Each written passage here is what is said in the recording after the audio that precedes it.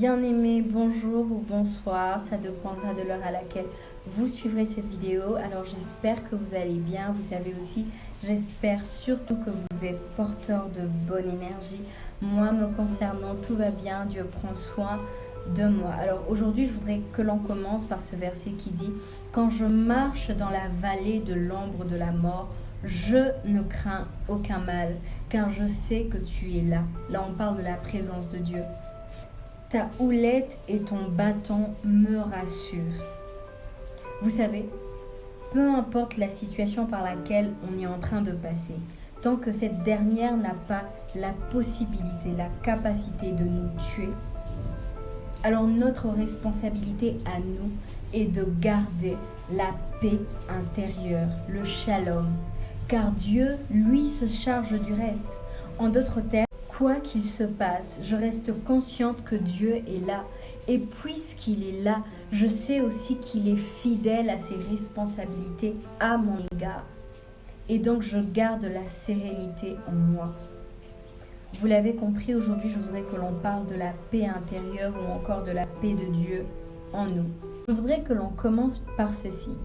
Ceux qui savent s'arrêter un moment, ceux qui se décident de faire cesser l'agitation de leurs pensées et se confient dans le Seigneur, ce sont eux qui font l'expérience de la paix de Dieu. Vous savez, rétablir le calme et la quiétude dans nos cœurs, cela nous permet à nouveau de bien interpréter les circonstances de nos vies.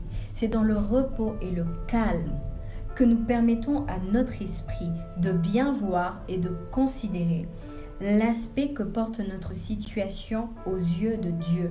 C'est que j'essaye de nous dire par là, c'est que bien souvent, les circonstances que nous traversons sont de loin différentes de la manière dont elles se présentent à nous.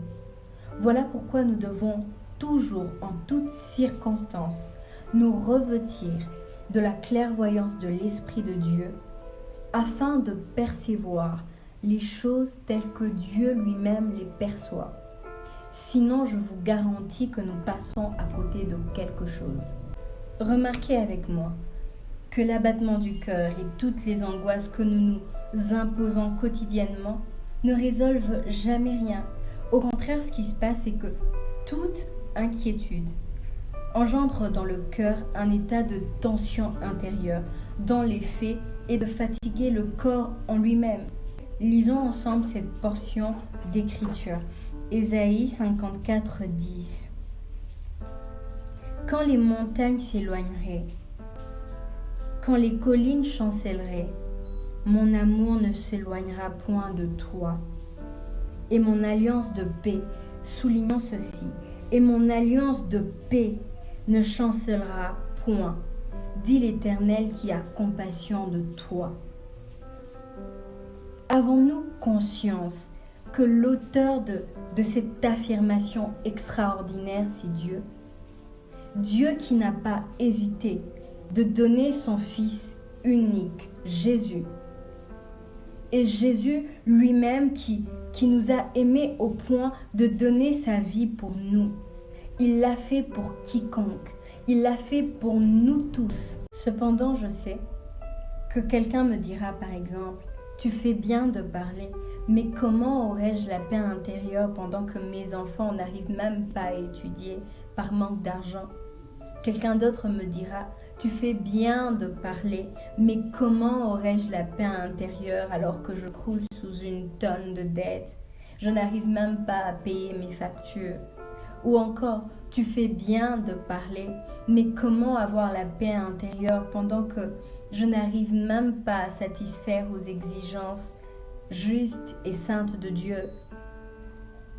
Quelqu'un encore ajoutera, tu fais bien de parler, mais comment avoir la paix intérieure pendant que je me vois être quotidiennement rejeté ou humilié? C'est tout à fait légitime que quelqu'un d'autre rajoute, c'est bien de parler, mais comment garder la paix intérieure pendant que je viens de perdre mon époux? Comment garder la paix intérieure pendant qu'à l'hôpital on m'annonce que je suis stérile ou encore que je suis atteint d'un cancer? Comment garder la paix intérieure? Vous savez, moi-même j'ai eu d'énormes questions que j'ai eu à poser à Dieu un jour. Et vous savez, une seule réponse suffit à toutes ces questions.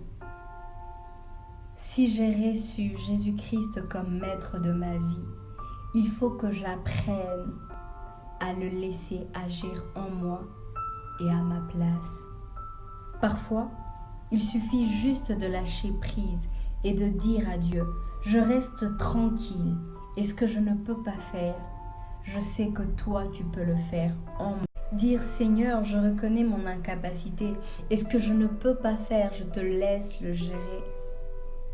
Et c'est à cette condition seulement que la paix de Dieu, qui surpasse toute intelligence, gardera nos cœurs et nos pensées, les maintiendra dans la communion de Jésus-Christ. Je suis porteur de paix, car en moi c'est Jésus-Christ qui règne en maître. Je suis donc porteur de bonne énergie. Et c'est ainsi qu'on va clore cette vidéo pour aujourd'hui. Alors c'était The Christian Feminist. Que Dieu vous bénisse abondamment. N'oubliez pas, SOS Géré a pour objectif cette fois-ci de rénover les dortoirs des enfants à Goma. Alors prêtez-nous main forte et Dieu vous bénira abondamment. Sinon, que Dieu vous bénisse d'avoir suivi cette vidéo et si elle vous a été utile, partagez, commentez, laissez-nous des pouces bleus, écrivez-nous inbox et Dieu vous bénira. Que Dieu vous bénisse. Bisous.